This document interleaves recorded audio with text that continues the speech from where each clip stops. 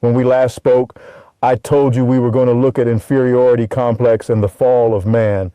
I have been telling you after the fall, instead of trusting God and what he said, man began to trust outside sources for information and validation. I remember as a child watching the old Marlboro cigarette commercial of the boy mimicking smoking just like his father. Minus the cigarette smoking, here is a picture of the natural inclination of a child wanting to be like his father. I want you to understand that before the fall, there was no daylight between man's identity and his father God. What Adam seen God doing, he envisioned himself doing the same. In fact, Adam naming the animals was a display of him acting just like his father, God. Now, God gives us a glimpse of his purpose in restoration because after the resurrection, we are told once again to imitate God.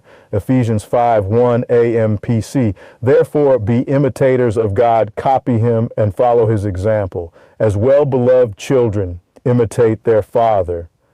Remember our analogy of the sandwich. Man was to imitate God in the beginning, and so was he to imitate him after the resurrection.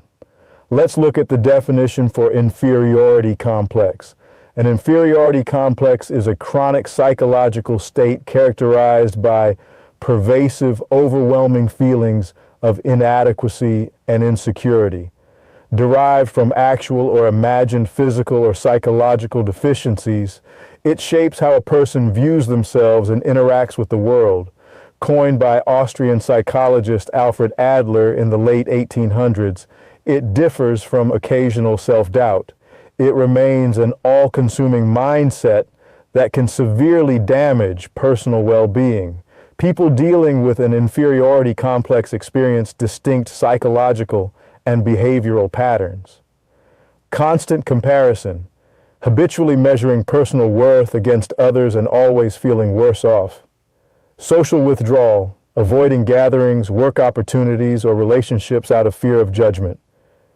Perfectionism, setting impossibly high standards to mask deep-seated feelings of weakness. Deflecting blame, attributing failures entirely to external forces as a protective mechanism. Overcompensation, overachieving, or acting aggressively competitive to mask vulnerability. I will catch you next time